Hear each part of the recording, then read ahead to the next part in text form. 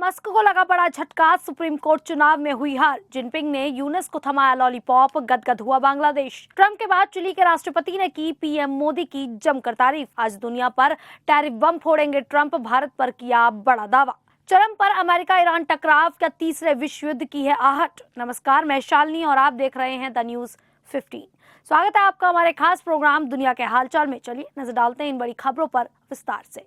अमेरिकी राष्ट्रपति Donald Trump को हाल ही में बड़ा झटका लगा है। उनकी और उनके करीबी अरबपति कारोबारी एलन मस्क की तमाम कोशिशों के बावजूद विस्कॉन्सिन सुप्रीम कोर्ट सीट पर डेमोक्रेटिक पार्टी की समर्थित जज सुसन क्रॉफोर्ड ने चुनाव जीत लिया है। इस जीत से सुप्रीम कोर्ट में उदारवादी जजों का बहुमत 4-3 हो गया है। इसका मतलब यह है कि ट्रंप प्रशासन द्वारा लाई गई कुछ अहम नीतियां जैसे गर्भपात के अधिकार अब सुप्रीम कोर्ट में चुनौती का सामना कर सकती है। सुसन क्रॉफोर्ड डेट काउंटी की जज हैं और उन्होंने यूनियन पावर और गर्भपात के अधिकार जैसे मामलों में लड़ाई लड़ी है। उन्होंने रिपब्लिकन पार्टी समर्थित जज ब्रेंड शिमेल को हराया। यह चुनाव बहुत खास था क्योंकि इसमें भारी खर्च हुआ था, जो इस चुनाव के महत्व को दर्शाता है। ट्रंप और मस्क ने शिलेम का समर्थन किया था और इसके लिए उन्होंने बहुत पैसा खर्च किया था। वहीं क्रॉफोर्ड का समर्थन पूर्व राष्ट्रपति बराक ओबामा और अरबपति जॉर्ज सोरोस जैसे लोगों ने किया था। यह चुनाव ट्रंप के कार्यकाल का एक तरह से लिटमस टेस्ट था। एलन मस्क ने विस्कॉन्सिन में एक रैली भी की और मतदाताओं को $10 लाख के चेक वितरित किए थे, लेकिन इसके बावजूद शिमेल हार गए। इस चुनाव के बाद सुप्रीम कोर्ट में उदारवादी धड़े का बहुमत बना रहेगा, जो ट्रंप के लिए बड़ी चुनौती हो सकता है, खासकर जब वो रिपब्लिकन पार्टी के एजेंडे को लागू करना चाहते हैं। इस चुनाव में करीब $9.9 करोड़ खर्च किए गए, जो इसे सुप्रीम कोर्ट के इतिहास का सबसे महंगा चुनाव बना देता है। वहीं बांग्लादेश के अंतरिम सरकार के मुखिया मोहम्मद यूनुस हाल ही में चीन के दौरे पर थे। बांग्लादेश इस यात्रा को सफल बता रहा है और दावा कर रहा है कि यूनुस को चीन में बड़ा सम्मान मिला, जैसे रेड कारपेट स्वागत। यूनुस ने यात्रा के दौरान कहा कि बांग्लादेश और चीन के रिश्ते मजबूत हैं और यहाँ दोनों देशों के लिए फायदेमंद हैं। उन्होंने चीन को अपना अच्छा मित्र बताया और यह भी कहा कि व्यापार और सहयोग से बांग्लादेश को लाभ हो रहा है। यूनुस ने चीन के राष्ट्रपति शी जिनपिंग से मिलने के दौरान भारत के खिलाफ बयान दिए, जैसे कि भारत के पूर्वोत्तर राज्य समुद्र से कटे हुए हैं और बांग्लादेश ही इस क्षेत्र का गार्जियन है। इसके बाद बांग्लादेश की प्रमुख पार्टी बीएनपी के महासचिव मिर्जा फखरुल ने इस दौरे को एक बड़ी सफलता बताया और कहा कि चीन ने बांग्लादेश के व्यापार में निवेश जारी रखने का वादा किया है, लेकिन असल में सवाल यह है कि क्या बांग्लादेश को वास्तव में चीन से कोई ठोस लाभ मिला है। जिनपिंग ने भारत से दोस्ती का हाथ बढ़ाया और कहा कि दोनों देशों को मिलकर काम करना चाहिए। कि चीन का एक कूटनीतिक कदम हो सकता है। चीन ने बांग्लादेश के साथ कई समझौते किए हैं, जिनमें आर्थिक और तकनीकी सहयोग शामिल है, लेकिन इन समझौतों का असल असर क्या होगा ये देखना बाकी है। बांग्लादेश को ये समझना होगा कि चीन क्षेत्र में अपनी ताकत बढ़ाने के लिए उसका फायदा उठा सकता है, जैसे कि श्रीलंका और नेपाल का हुआ है। अगर यूनुस ने चीन पर ज्यादा भरोसा किया तो बांग्लादेश को भी वही समस्याएं हो सकती हैं जो इन देशों को भुगतनी पड़ी हैं। वहीं चिली के राष्ट्रपति गैब्रियल बोरिक फोंट ने प्रधानमंत्री मोदी की सराहना करते हुए दुनिया के प्रमुख भू राजनीतिक नेताओं में से एक बताया। बोरिक ने कहा कि पीएम मोदी आजकल के प्रमुख भू राजनीतिक खिलाड़ी हैं और वे दुनिया के किसी भी नेता से बात कर सकते हैं। उन्होंने ये भी कहा कि पीएम मोदी ने ट्रंप, जेलेंस्की, यूरोपीय संघ, ग्रीस, ईरान और लैटिन अमेरिकी नेताओं से भी अच्छे रिश्ते बनाए हैं, जो कि बहुत कम नेताओं के लिए संभव है। बोरिक ने अपनी यात्रा के दौरान भारत में मिले गर्मजोशी भरे स्वागत के लिए आभार भी व्यक्त किया। उन्होंने कहा कि पिछले 16 वर्ष में चिली से कोई भी भारत नहीं आया था और इन वर्षों में भारत में काफी बदलाव आया है।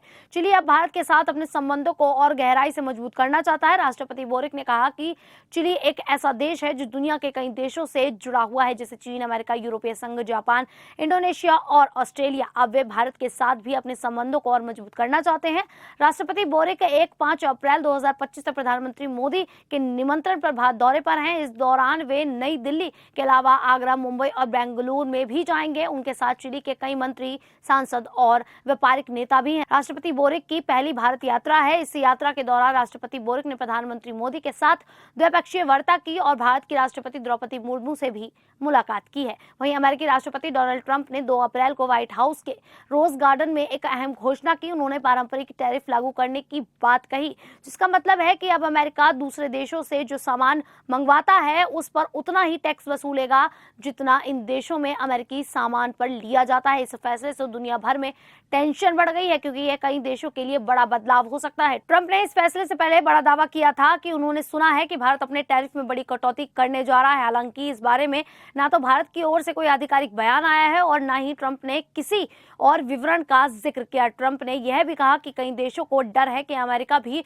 उनके सामान पर वही टैक्स लगाएगा जैसा वे अमेरिकी सामान पर करते हैं। ट्रंप ने यूरोपीय संघ का उदाहरण देते हुए कहा कि उन्होंने अपनी कारों पर टैक्स को घटाकर सिर्फ 2.5% कर दिया है। इसके अलावा उन्होंने भारत को टैरिफ किंग कहा है और कहा कि भारत अमेरिकी सामान पर बहुत ज्यादा टैक्स वसूलता है। व्हाइट हाउस की प्रेस सचिव ने बताया कि भारत कृषि उत्पादों पर 100% टैक्स लेता है, जिससे अमेरिका को बहुत नुकसान होता है। अब देखना है कि ट्रंप की घोषणा के बाद भारत इस बारे में क्या कदम उठाता है और क्या वह अपने टैक्स में कोई कटौती करता है या फिर नहीं। वहीं अमेरिका और ईरान के बीच तनाव अपने चरम पर पहुंच गया है। अमेरिकी राष्ट्रपति डोनाल्ड ट्रंप ने ईरान को चेतावनी दी है कि अगर वह न्यूक्लियर डील पर सहमति नहीं देता है तो उसे ऐसी बमबारी का सामना करना पड़ेगा जो उसने पहले कभी नहीं देखी होगी। इसके बाद ईरान ने अपनी मिसाइलों को लॉन्चर्स में लोड कर दिया है, जिससे युद्ध की आशंका बढ़ गई है। ट्रंप ने कहा है कि ईरान के पास दो ही रास्ते हैं, या तो सैन्य टकराव या समझौता। उन्होंने 12 मार्च को यूएई के दूत के माध्यम से ईरान को संदेश भेजा कि यदि बातचीत के लिए तैयार नहीं होता तो अमेरिका उसके परमाणु कार्यक्रम को रोकने के लिए कोई भी कदम उठा सकता है। इसके बाद अमेरिका ने अपने डिएगो गार्सिया सैन्य बेस पर B-2 और B-52 बॉम्बर्स तैनात कर दिए हैं, जो ईरान से करीब 5,267 किलोमीटर दूर हैं। ईरान ने इस धमकी का जवाब देते हुए कहा कि वह अमेरिका से सीधे बातचीत नहीं करेगा, लेकिन ओमान जैसे मध्यस्थ देशों के जरिए बातचीत के रास्ते खुले रखे हैं। ईरान ने अपनी अंडरग्राउंड मिसाइलों को लॉन्चर्स में तैनात किया है और सेना ने कहा है कि अगर अमेरिका हमला करता है तो उसे सख्त जवाब मिलेगा। 2015 में अमेरिका और ईरान के बीच एक परमाणु समझौता हुआ था, लेकिन 2018 में ट्रंप ने इसे रद्द कर दिया और ईरान पर फिर से आर्थिक प्रतिबंध लगा दिए हैं। अब ईरान परमाणु हथियार बनाने की दिशा में आगे बढ़ रहा है और इसका असर दुनिया भर में चिंता पैदा कर रहा है। अमेरिका और ईरान के बीच जंग के हालात बनते नजर आ रहे हैं। अब आप लोगों को क्या लगता है कि क्या सच में ईरान और अमेरिका के बीच जल्द ही टकराव होने वाला है? आप हमें अपनी राय कमेंट करके जरूर बताइएगा। फिलहाल अभी के लिए इतना ही, फिर हाजिर होंगे ऐसी ही देश और दुनिया से जुड़ी बड़ी खबरों के साथ। तब तक के लिए देखते रहिए द न्यूज़ 15।